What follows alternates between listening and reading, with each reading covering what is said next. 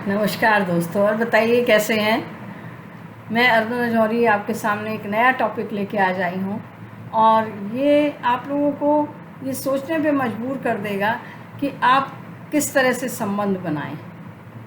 यानी जब मैंने आपको अपना वीडियो दिया था कि हाउ टू लव, कैसे प्यार करें, तो उसके लिए ज़रूरी है कि संबंध, किसी की पहचान, किसी को जानना, कुछ अन्वेषण, कोई खोज जिससे आप प्यार कर सकें, जिसको कि आप अपना बना सकें, जिसके साथ में आपके संबंध हों।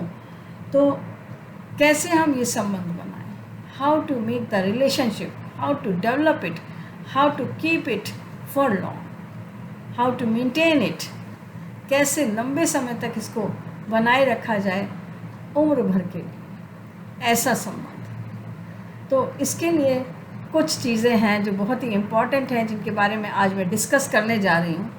सबसे पहले तो मीनिंग ऑफ रिलेशनशिप आपको मालूम होना चाहिए कि रिलेशनशिप का मीनिंग क्या है। बहुत से लोग रिलेशनशिप का मीनिंग केवल पति पत्नी ही लेते हैं, या वो लोग जो एक परिवार में रह रहे हैं, यानी पति पत्नी, बच्चे, माता पिता, उनके माता पिता और उनके बच्चे, अपने भाई बहन, यही आप रिलेशनशिप में जहाँ तक है समझते हैं, या फिर दोस्तों को रिलेशनशिप में लिया जाता है। हमारी रिलेशनशिप जो है, जो संबंध है, वो किसी से भी हो सकता है। पशु पक्षियों से हो सकता है, पेड़ पौधों से हो सकता है, ज़मीन से हो सकता है, प्रकृति से हो सकता है, किसी भी चीज़ से हो सकता है। तो ये रिलेशनशिप बिल्डिंग ज़रूरी चीज़ है। पहले तो पहचानना कि क्या चीज़, क्या मीनिंग है रिलेशनशिप का इन रियल वे, सच्चे मायनों में रिलेशनशिप है क्या चीज़, और फिर हम उसको डेवलप करने की बात करते हैं। तो अगर आपको कोई नई रिलेशनशिप डेवलप करनी है तो सबसे पहले क्या चीज़ होती है, आप कोई चीज़ देखते हैं, उसको पहचानते हैं और उसकी तरफ आकर्षित होते हैं। और जब आकर्षित होते हैं तो कोई चीज़ अच्छी लगती है आपको, कोई व्यक्ति अच्छा लगता है, तो आप कोशिश करते हैं कि उससे आप संबंध बनाएं। अगर कोई फूल देखा आपने, लाल रंग का बहुत ही सुंदर सा फूल था, उसमें से पीले पीले दाने जैसे बीच में निकल के आ रहे थे और पत्तियों के साथ में पेड़ पे लगा हुआ था, उसको आप उसकी तरफ आकर्षित हुए, आपको आकर्षण लगा, और उस आकर्षण की वजह से आपने उसको क्या किया, फूल को तोड़ लिया टहनी में से, सूंघ करके देखा, लेकिन उसकी खुशबू बहुत ख़राब थी। आप क्या करते हैं, उसको फेंक देते हैं। कोशिश ही नहीं करते कि उसके गुणों को जानने की कोशिश करें, हो सकता है उसमें कोई गुण हो। यानी आप किसी को भी प्यार कर सकते हैं, आप किसी से भी अपने संबंध बना सकते हैं, उसको, उसकी शक्ल सूरत को लेकर के, आप उसके व्यवहार को लेकर के, उसके गुणों को लेकर के। अभी यहाँ पर हम जो बात करने जा रहे हैं वो व्यक्तित्व रिलेशनशिप की बात कर रहे हैं, व्यक्तित्व संबंधों की बात कर रहे हैं, व्यक्तिगत संबंधों की बात कर रहे हैं कि हमारे आपसी संबंध हम किस तरह से डेवलप करें और किन लोगों से डेवलप करें, किस तरह से डेवलप किए जाएं। तो इसके लिए सबसे पहला हमने ये बात करी कि how to start a new relationship. मान लीजिए आप ट्रेन में सफ़र कर रहे थे और सामने वाली बर्थ पे कोई व्यक्ति बैठा हुआ था, कोई परिवार बैठा हुआ था, आप उसकी तरफ देख के हंसते हैं, वो आपकी तरफ देख के हंसता है, और फिर आपके रिलेशनशिप डेवलप होने लग जाती है। अब पूरा रास्ता बहुत लंबा था, शायद 16-17 घंटे का या 26 घंटे का या 36 घंटे का रास्ता था। तो उस रास्ते के बीच में आप लोगों के ऐसे पारिवारिक संबंध हो गए कि आपने उनके एड्रेस ले लिए, फ़ोन नंबर आपने एक्सचेंज कर लिए, और फिर बाद में बहुत लंबे समय तक आपके संबंध बने रहे।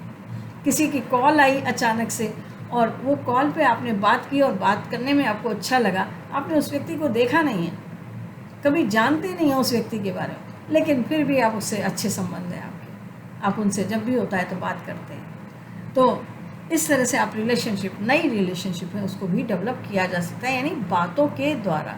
कैसी बातों के द्वारा?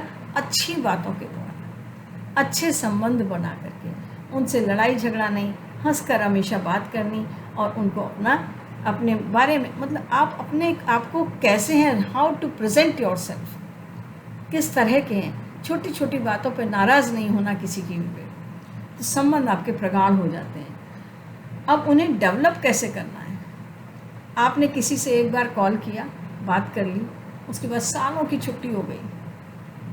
किसी से मिले थे आप ट्रेन में या बस में या कहीं बस स्टैंड पे, रास्ते में, मार्केट में, उनसे बात हुई, आपने कांटेक्ट आपस में एक्सचेंज किए, लेकिन कभी लौट करके बात नहीं की। रिपीटेड अगर आप कांटेक्ट रखते हैं तो वो रिलेशनशिप आपकी लॉन्ग टर्म बन जाती है, तो डेवलप होती है। आप उनके घर जाइए, उन्हें अपने घर बुलाइए। अगर एक ही शहर में रहते हैं, अगर दूसरे शहरों में रहते हैं, तो कोशिश करिए कि जब कभी भी उस शहर में आप विज़िट करें तो उन लोगों से मिलने का प्रयास करें। उनको इनवाइट करिए किसी होटल में, रेस्टोरेंट में, कहीं ऐसी जगह, पब्लिक प्लेस पे जहां आप बैठ कर के बात कर सकें। नहीं जाना है, मत जाइए उसके घर में। अननोन पर्सन के घर में कौन जाना पसंद करता है? तो एटलीस्ट आप कॉमन पब्लिक प्लेस पे तो जा कर के उससे बात कर सकते हैं। Now how to protect it, कैसे उस रिलेशनशिप को प्रोटेक्ट किया जाए? मतलब कि अगर आपके किसी बात पे अनबन हो, उसकी कोई विचारधारा आपको नहीं पसंद आ रही है, तो आप उस विचारधारा के बारे में बात मत करिए। मेरी एक बहुत ही अच्छी फ्रेंड है और पॉलिटिक्स में उनका ज़्यादा इंटरेस्ट नहीं भी है और है भी, लेकिन जब पॉलिटिक्स की बात शुरू होती है तो उनके विचार मेरे विचारों से नहीं मिलते हैं। लेकिन क्या मैं उनसे ये कहूँगी कि मेरे आपसे विचार नहीं मिलते, मैं आपसे बात नहीं करूँगी?